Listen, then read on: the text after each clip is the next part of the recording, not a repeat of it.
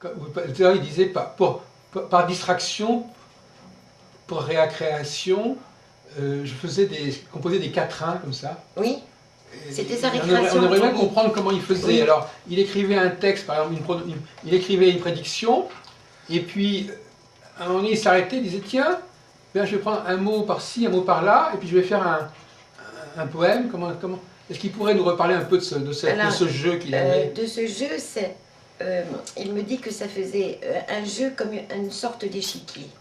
Ah, Il avait sa façon à lui, ah, comme une ah, sorte c'est d'échiquier. intéressant. C'est-à-dire Oui. qu'il avait, c'est une grille, il avait une sorte de grille, Oui. c'est-à-dire qu'il mettait, par exemple, on pourrait imaginer, par exemple, un exemple, vous savez, vous avez des espèces de vous savez, des trucs avec des trucs perforés. Oui. Vous le mettez sur une page, Hein. et puis il y a que certains mots qui ressortent. Voyez-vous. Voilà, c'est ça. Hein? Alors, pour lui, c'était un jeu. Lui, il jouait à l'échec. Il jouait aux échecs de cette façon-là. Oui, enfin, il avait une sorte de damier Voilà, avec c'est ça. des noirs et du blanc, et le noir, ça cachait les mots, et le blanc, ça ouvrait les mots. Machinalement, hop, voilà, Oui. sortait une lettre et Oui, c'était parti. oui.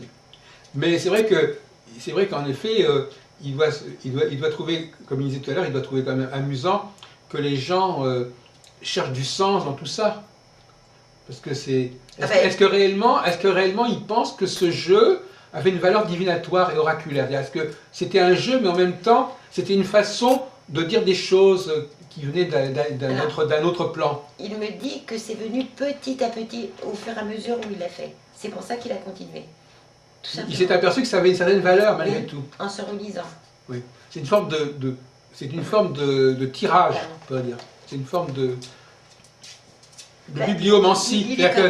C'est comme si on sortait des mots au hasard d'un texte comme ça. Oui, Il a quand même vécu pas mal de temps, hein, il a eu le temps d'évoluer. oui, il a vécu une soixantaine d'années. Oui. C'est petit à petit en fait. Hein. Non, tu vas autre part de lui. Oui. C'est pour ça. Mais cela dit, il a probablement écrit pas mal de quatrains, mais on en a rajouté d'autres. D'autres personnes en ont rajouté. Il n'a pas été tout seul à faire ses quatrains. Mais il me dit que tout ce qui vous tracasse un petit peu de ce côté, lui n'en tient pas compte. Il répète toujours, la vérité de toute façon se fera jour. Oui. Oui. À un moment donné. Il me dit, je suis là où je ne suis plus sur Terre, je ne pense pas trop comme vous. Oui, alors justement, c'était une question que j'avais envie de poser. Je voudrais savoir, ça nous intéresse de manière beaucoup plus générale, c'est-à-dire comment ça se passe de l'autre côté. Enfin, je veux dire qu'est-ce qu'il a il est mort quand même en 1566, c'est-à-dire qu'il est mort il y a 450 ans. D'abord, il est resté, on en avait déjà parlé, mais ces gens-là, ils restent quand même, il s'est pas réincarné depuis apparemment. Non. Et donc ces gens-là, il est resté quand même très marqué par cette vie qu'il a eue à cette époque-là. Donc oui. il nous dit qu'il a pris la distance, mais en même temps, il est quand même rattaché à cette période où il a été sur Terre. Oui, puisque... Où est-ce que notre interrogation, ça lui fait un break, ça l'oblige à revenir en arrière, enfin, comment il vit ce genre d'interrogation en fin de compte? Mais c'est pas du tout la même chose, parce qu'il me dit qu'il travaille, sa mission là-haut, c'est de travailler pour que les astrologues reprennent leur image. Ah, d'accord. C'est pour ça. Donc c'est intéressant. Donc en fin de compte, il reste très attaché à l'astrologie et à l'image de l'astrologie et à retrouver la vraie astrologie. Oui. Donc donc en fin de compte, voilà. Oui. Qu'ils ne pourront pas de toute façon faire ce que je fais, Mais ma mission est de les aider à retrouver la foi en l'astrologie. Alors justement, voilà. Geneviève, ce qui nous intéresse, c'est comment il fait. Est-ce qu'il faut qu'il trouve sur Terre des gens qui fassent le relais? C'est comme ça que ça se passe? Oui. Comment est-ce qu'il fait pour inspirer? Ça nous intéresse tous. Comment quelqu'un qui est passé de l'autre côté peut-il continuer à œuvrer pour que les hommes avancent? Il leur fait avoir des ressentis, tout simplement, ça, oui. de s'intéresser. Donc il y a des gens qui servent de... Il a choisi des gens qui font le relais pour lui. Oui. Oui. Ces gens-là, ils existent, donc quelque part, et lui-même, il a accès à la vraie astrologie, quelque part. Oui. Et il essaie d'en transmettre la conscience à des gens pour que cette vraie astrologie remplace la fausse astrologie. Oui, c'est ça. Et il regrette, et en plus, il me dit qu'il regrette profondément cet engouement de critique sur l'astrologie. Des critiques sur l'astrologie. de part des astrologues. Attendez, qu'est-ce que ça veut dire ça? Ah, c'est peut-être un de ses secrets, non? Non, mais je veux dire critique de l'astrologie. Par exemple, vous dire que les astrologues ne devraient pas critiquer l'astrologie. Non, par exemple, il m'explique, un astrologue va penser quelque chose d'un autre astrologue concernant justement l'astrologie, il ne sera pas d'accord, il y aura des discussions à n'en plus finir, et il me dit pour amener à rien, ce qui n'amènera à rien. Il ferait mieux d'étudier. Oui, après ça, c'est un sujet un peu délicat, parce que vous vous savez très bien qu'il faut aussi que pour que les choses avancent, il faut bien qu'il y ait des discussions. Étudier. Et comment on fait pour étudier? Mais il y a toujours une sorte de rivalité entre eux. Voilà. Oui, c'est ça qu'il regrette. C'est clair. C'est ça qu'il regrette. Oui. Ils n'ont pas cette foi de travailler pour le bien de l'humanité, pour avoir des renseignements pour l'humanité. Oui. Il regrette ça, Oui. cette petitesse de rivalité. Voilà. Donc il se considère quand même vraiment, avant tout, comme un astrologue, enfin, quelque part. Avec le recul, même s'il est mystique, il est quand même, il considère que c'est vital pour l'humanité qu'elle ait une bonne astrologie à son service. Oui, mais il me dit que être mystique, c'est être auprès de Dieu, et l'astrologie, on est quand même dans le ciel, il me dit. Ah oui, d'accord. Mais c'est quand même, justement, c'est complémentaire. Bon, il a toujours été un petit peu taquin. Hein. Oui, c'est vrai que le mot ciel a plusieurs sens, effectivement. Tout à fait, en plus. C'est vrai que ça, on peut jouer là-dessus, effectivement. Mais, par exemple, là, j'ai un manuscrit, là, il y a une question que beaucoup d'astrologues se posent, aujourd'hui encore. C'est ce qu'on appelle les sisains. Oui. Les sisains. Oui. C'est-à-dire que, bien après sa mort, il y a des gens qui ont dit on a trouvé dans les papiers de Nostradamus, c'est toujours un discours comme ça, on a trouvé dans les papiers de Nostradamus de nouveaux textes qu'on ne connaissait pas encore. Un neveu, par exemple, c'est un certain neveu Henri, qui dit j'ai encore par devers moi des trucs de Nostradamus que je vous communique. Oui. Et bon, alors par exemple, là, il y a eu 58 sisains. Vous savez ce que c'est qu'un sisain? Un quatrain, il y a 4 vers, un sisain, il y en a 6. Alors, est-ce que ces sisains, ils ont une quelconque valeur du prophétique, ou en tout cas par rapport à lui? Est-ce qu'il en a entendu parler d'abord de ces sisains? Et est-ce que ça fait partie de son héritage? Il dit que non. Oui, c'est ce que je pense. Oui. Il dit que non. Oui. Donc à un moment donné, il y a quand même des choses qui ont été rajoutées, c'est clair. Oui. Oui. Et alors comment croit-il, Nostradamus, comment croit-il pouvoir, comme on dit, distinguer entre le bon grain et l'ivraie, parce que c'est un ensemble qui est tellement compliqué, tellement intriqué, tellement touffu, que, comme on dit, une poule n'y retrouverait pas ses petits. Donc effectivement, il y a des... Par quel processus imagine-t-il qu'on arrivera à restaurer, sa propre pensée, l'astrologie, dans un fatras aussi considérable? Il dit que c'était fait exprès. Donc il faut des gens qui aient un sens Que particulier. des astrologues sérieux sachent, apprennent, et comment dirais-je, et des idées du comment faire pour différencier les faux des vrais. Oui. C'est une qualité importante. C'est une qualité importante. Mais aussi pour lui, c'est parce qu'il sera encore dans les pensées des astrologues, mais d'autres personnes aussi, mais encore très longtemps. Il me dit, mais c'est pour prolonger encore. C'est pour me prolonger moi dans le temps. Oui. Justement, à propos de prolongement dans le temps, il y a une certaine année qui figure dans ces papiers et qui a beaucoup intrigué les gens. Une certaine année, 3797. Oui, c'est-à-dire qu'effectivement, on a l'impression qu'à un moment donné, il parlait de choses qui allaient revenir très vite, et à un autre moment, ce n'est pas lui qui l'a voulu.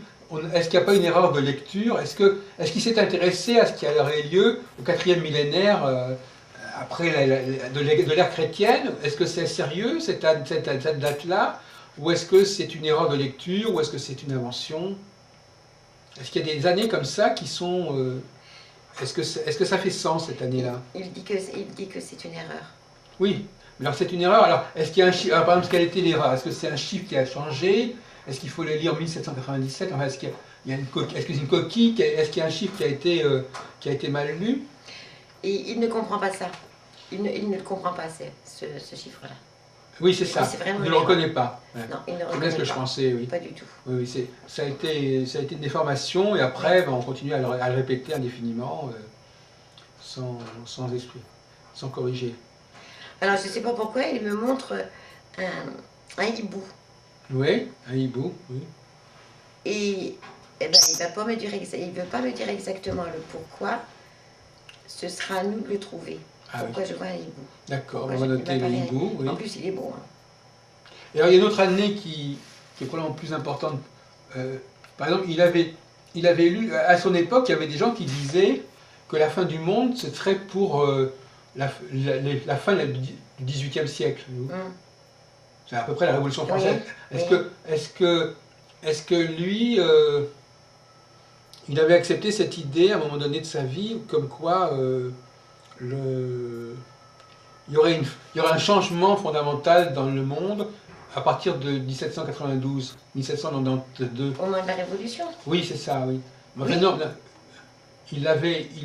C'est dans la période, pour la France, hein, oui. de Louis XVI, oui, c'est le dernier roi. Enfin, Il y si on en veut. a un si on veut, Oui. mais enfin bon, il n'a pas été adoubé. Et puis, il est pas, on lui a pas mis, enfin un roi, et comment dirais-je, est reconnu par Dieu. C'est lui qui le met sur le trône. Il n'a pas de trône pour l'instant, le nôtre. Le suivant. Actuellement, oui. Non, mais il y avait quand même, Donc, les frères de Louis XVI quand même. Il y a eu Louis XVIII et il y a eu Charles X. Il me dit qu'il compte pas. Oui, c'est ça. Donc le dernier roi pour lui, c'est Louis XVI. Oui. Oui. Après, c'était un Et qui s'apparente, alors c'est quelque chose qui s'apparente aussi à ce qu'il s'est passé au temps de Jésus. Oui. Il fallait couper une tête pour qu'un autre se mette plus haut. Vous voulez dire que c'est une sorte de sacrifice? Oui. Vous voulez dire que Louis XVI a été comme crucifié? Oui. Pour le peuple, oui, il a été une victime expiatoire. Oui. C'est joli comme expression. Donc il a été guillotiné comme Jésus a Et été cette crucifié. phrase-là est mise dans la Bible, je crois. Enfin, je ne la dis pas pareil, mais il me dit ça, je pense. Ça. Oui, mais enfin... Parce qu'il me montre une Bible, alors à mon avis, il y a quand même... C'est une jolie comparaison. De comparer Louis XVI au Christ, c'est quand même une comparaison intéressante. Il n'y a pas que le Christ aussi qui a été crucifié, hein, il me dit. Oui, c'est un saint. En fait, Louis XVI serait un saint. Sans qu'il l'ait voulu Mhm. et désiré.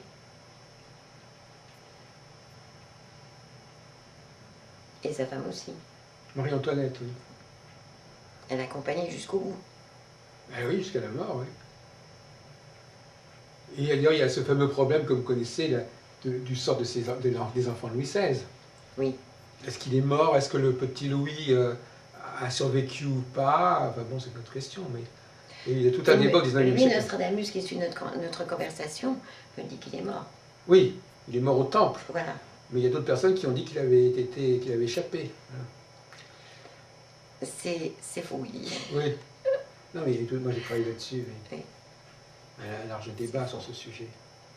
Alors, Il y justement... aura toujours, je termine ce qu'il me dit, il y aura toujours des secrets d'histoire qui se révéleront quand le moment sera favorable, quand l'homme le méritera. C'est amusant parce que le secret d'histoire, c'est une émission qui est à la télévision Oui. actuellement Il y aura sur toujours des cette secrets. question-là. Oui. J'aimerais revenir avec Nostradamus, pendant la demi-heure qui nous reste, sur la question de l'astrologie. Est-ce que... À quoi ressemblerait cette fameuse astrologie, justement, qui voudrait restaurer? Parce qu'il faudrait quand même qu'il mette un peu sur la voie. Quelle astrologie? À quoi elle ressemblerait cette astrologie? Qu'est-ce qui est vrai? Est-ce que, par exemple, le thème natal, bon, pour m'en décrire clairement, est-ce que le thème natal, quand on fait un thème natal, pour une naissance de quelqu'un, est-ce que ça, c'est la vraie astrologie? Il dit que non. Voilà. Vous vous rendez compte de la conséquence de ce genre de réponse? Non, c'est non. Oui. C'est pas ça. Voyez-vous? Donc, or, c'est bien ça dont on parle généralement. Vous-même, quand on vous parlez d'astrologie, vous pensez au thème natal. Et justement, comme je vous ai dit, Ben non, j'ai jamais pensé. oui, enfin, généralement, 90% des gens qui parlent d'astrologie pensent au thème natal. Oui. Évidemment, c'est logique. Mais je suis pas comme tout le monde. Mais donc, c'est Je pour ça te que prête j'ai tout. raison de poser cette question, pour qu'il Oui. nous clarifie, Tout à fait, mais qu'il non, c'est- nous dise... ça ne sert à rien. Comment? Ça ne sert à rien. Quoi? Ben, le thème astrologique. Voilà. Non seulement ça sert à rien, mais c'est pas vraiment ce qui est le cœur de l'astrologie. Ben, non, c'est pas du tout ça, effectivement. Oui. Ben ça, c'est bon de le dire. Mais par contre, c'est un peu plus facile pour un astrologue de se faire une renommée avec les thèmes natals, il me dit. Voilà. Ça, c'est notre affaire. Ah oui, mais il me dit. Et d'ailleurs, il lui-même- vous répond lui-même- en me disant, oui, mais malheureusement, il y a les 3/4 d'astrologues qui aiment bien ce genre de choses pour en vivre aussi. Mais lui-même... Donc, il ne nie pas que c'est un petit peu naturel chez eux, mais en même temps, c'est pas le cœur de. Mais, c'est pas mais le cœur de ce qu'il lui-même, faisait. vous savez qu'il nous a laissé toute sa correspondance avec ses clients. Il a laissé sa correspondance professionnelle à sa mort. Et on voyait bien qu'il faisait le travail d'un astrologue tout à Oui. fait ordinaire. Oui, au départ. Mais, voilà, mais je pense qu'il a pris la distance par rapport à Voilà, ça. tout à fait. Mais il me dit qu'il ne faisait pas la même chose que la suite des astrologues depuis son décès Ah. ont Oui. fait. Oui, Il y a eu beaucoup de choses qui ont changé oui. et c'est très difficile. Enfin, il me parle encore entre les planètes et tout. Enfin, moi, je ne suis pas trop versée dans ce domaine. Mais il me fait comprendre qu'il y a tellement eu d'embrouillages, de changements, que c'est presque, il ne va pas dire que c'est presque nul, mais a beaucoup moins d'importance dans les résultats des thèmes qu'auparavant quand lui faisait. Voilà, ça y est, j'ai tout dit. Alors justement, à ce propos, Voilà. dans ces quatrains, il parle souvent de Neptune. Oui, Mais quand il parle de Neptune, à mon avis, il ne parle pas de la planète Neptune. non. Parce que Neptune, ça ne l'intéressait pas, d'abord il ne le connaissait pas, mais ces nouvelles planètes, Uranus, Neptune et Pluton, à mon avis, elles ne font pas partie de la vraie astrologie. Il ne veut pas répondre. Et il veut répondre qu'à moitié. Il se peut. Quoi? Ben, il se peut, il veut pas m'en dire plus.